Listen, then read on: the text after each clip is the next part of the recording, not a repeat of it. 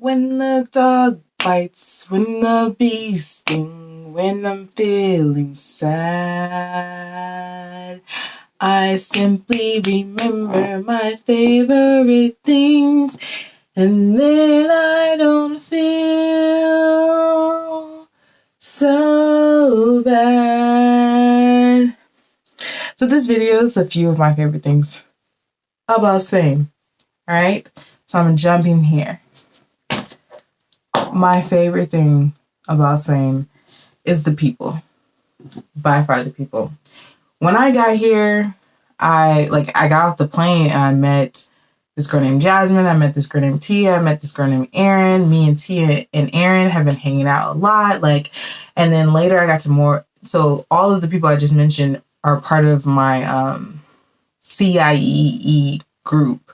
So I met the rest of my cohorts. I met some really cool people. And I made friends with this girl named Aisha. She's really cool. And it has been really cool. The first week I got to hang out with them and get to know, and by them I mean the other people who came with this group. I got to hang out with them during orientation week. I had Adam as an orientation leader. He was great. And the week after that, or the end of that week, we moved in with our host family. And that was really cool. And moving in with my host family, it was 3 of them. It was a mom, dad, and their daughter. Real cool people. Real cool people. They were great. They welcomed me into their home. And part of the deal was they made food. So they're from Colombia, and I got to taste Colombian food while I'm here in Spain. And that was really nice. And they helped me with my house hunting, which is, man, that's a journey right there. That's a battle. That's not even a journey. It's a battle. It's I feel like it's like the stock market. Are you available? I don't even want to go too far in it, but they help me make the phone calls with people because I'm renting from Spanish landlords, and I, trying to speak the language, also trying to find a good house, also trying to make sure I'm getting a good deal, whole deal. So thankfully they were helping me with that. So CIEE cohorts, the host family. Also, I connected with the Seventh-day Adventist church out here. I grew up Seventh-day Adventist, and I knew the Seventh-day Adventist network was strong. And I was like, let me find other Seventh-day Adventists here. So I looked them up, and I was like, oh my God, hot. Well, no, I don't know why I went into that. Oh, because I'm thinking about the after. But when I first got there, I was like, it's my day off. And I'm sitting here not knowing what people are saying. Yet again, for a whole hour. I'm going to leave. I think I'm going to leave. But then this lady, she was like, why you leave? Why you trying to leave? And she didn't speak a lot of English, but she got that across to me. Her name is Lucy. I love her. So she pulled me back in, sat me down next to this guy named Frank, who translated for me during the sermon, and then introduced me to the rest of the youth group. And by youth, I do not mean teenagers. I mean young adults, because they have an active young adult community, in their 20s, in their late 20s. They meet, they play basketball every Sunday morning. They play volleyball every Sunday morning. The basketball's at 9, the volleyball's at 11. And and then they go to church on Saturday, and then in the afternoon, they're always doing something. I love it. I think it's very cool. I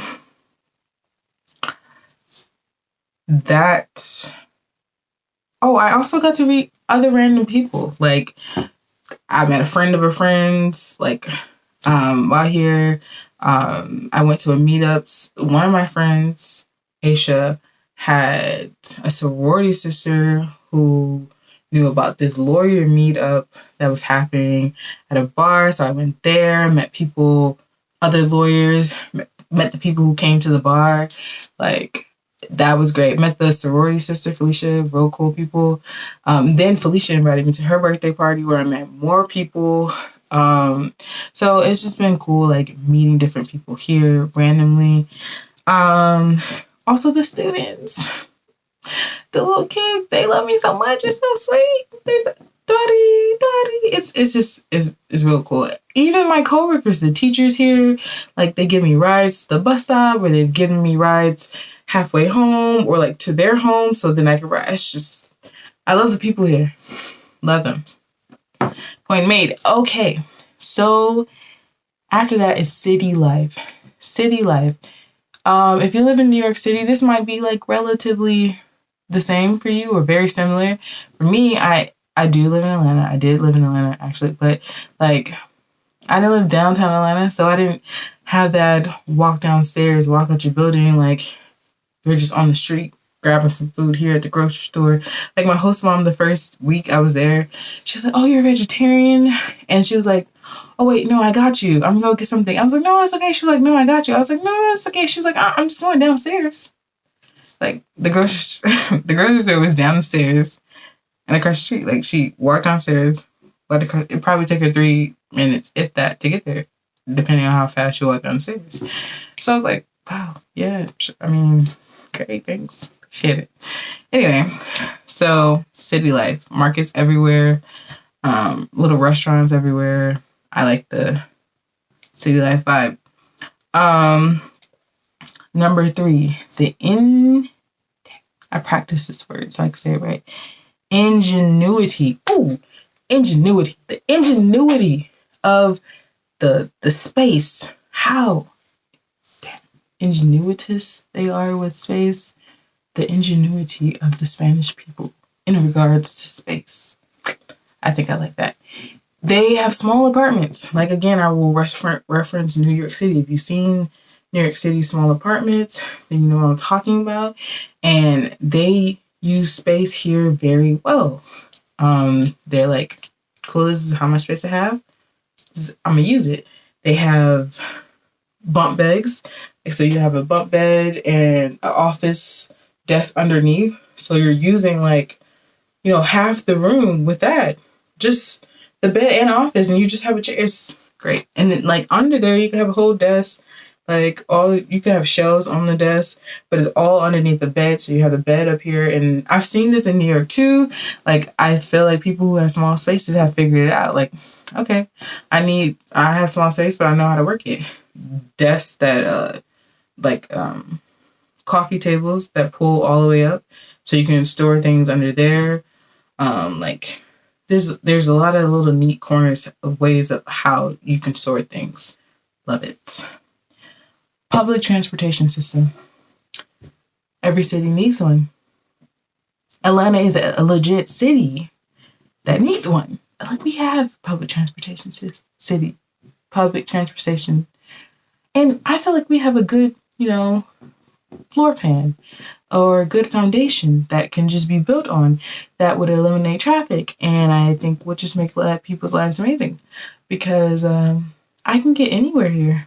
Like, anywhere is like, a big word, but I feel like anywhere I need to go, like here. And the way they have the system made up is if you're under 26, you get to pay. They have zones.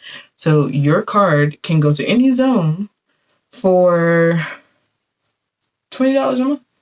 That means you can ride the bus, you can ride the subway, you can ride the longer buses, you can ride their Cercanía trains. So for some cities outside of Madrid, like I could travel like 2 hours out, 3 hours out with my Abono card. So I can go on a road trip. Oh, I guess it's not exactly it's like a track trip. No, you can go on a trip to a different city in Spain for a vacation and not have to pay for your transportation, because your Abono gets you there. Your Abono is a card you pay once a month for it. And if you're under 26, you pay $20. If you're over 26, you pay depending on the zone that you're going. So if you're going to zone 3, it's like, which is the highest zone, I think it's like 82. If you're going to zone 2, I think it's like 50. If you're going on an out of town trip, Well, if you're already paying for your zone 3, which I feel like it would be included, but I don't know how it works outside of that. Anyway, if you pay $40 for your tank and you fill your tank up 4 times a week, 4 times a month, you are already paying more than you would on this one card that gets you everywhere. So, I think it's amazing. The culture. I love the culture. They're very friendly people. They're like they love people. These are people's people. They work their schedule around it. So they go to work at 8, maybe they take a break at 2, go home, eat, sleep. They come back at 5 and finish the day at 8. I feel like they like work around maybe energy levels, like how your body's energy is during the day, like a workflow, like, oh, you're high in the morning and you take a low and then come back, finish off the day and you're done. I think that's very cool. Also, because of their small spaces, like they don't really invite people back to their house too much for like parties or whatnot, but they'll be at restaurants. And so there'll be a large group at a restaurant and they'll stay for hours. They finish their food and they're just chilling in the restaurants.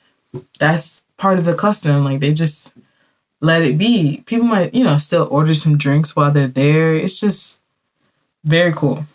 Very cool. Um, my apartment.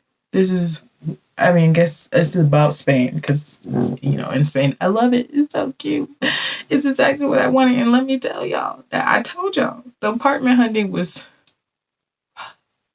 and I just literally can only thank the Lord Jesus that I have the place that I have because, yeah, they use a couple of different sites. If you want to see just randomly what apartments may look like in Spain, you can check out this website called Idealista, like spelled like ideal and then lista or Ista, Spotted Home, and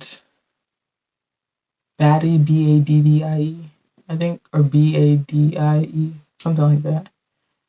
Yes, you can get an idea what it looks like. The style, I love the style. It's like a chic, casual style. It's like a chic, casual. It's like chic casual, or like hippie casual, or like sexy casual, or like chic hippie. Nope, that's not where I was going. Was I going there? I think I was. Like chic hippie, but I was thinking about a guy this time. Hipster, chic hipster. That's what I was thinking. Chic hipster. It's kind of like that. Very cool. Love it. This next one, I just switched number 6. So this is number 7. This is number 7 or 8. It's 8. The cologne. People wear cologne here so much. Walking by on the street and you just what? Come back. It's so many people wear cologne. And perfume. The perfume smells good. I'm like, wow, everybody, it's enough to recognize it. Enough to recognize, like, this wasn't my norm before. Like, I didn't smell this much scent. Like, good scent in just before. Like, Atlanta, it's not like people stunk. They weren't wearing cologne like that. Like, you had people wearing cologne, but I smell it everywhere. And it's just like, wow, love it. And the language. I love the language. I love Spanish language. Like, I think of all the language, I picked this country based mainly because I wanted to learn Spanish. So I should love the language. But I think it's even though it's challenging for me to learn a language, I think Spanish was the best one to do. I love that things are spelt how they sound, and they sound how they're spelt, and it's amazing. And the last thing is the architecture. I love the architecture. There's old style buildings. I feel like I stepped back in time, and like I love old school movies or movies set in older times, and so that is beautiful to me. Those are my favorite things about Spain. Thank you for joining me. And catch me next time. Bye.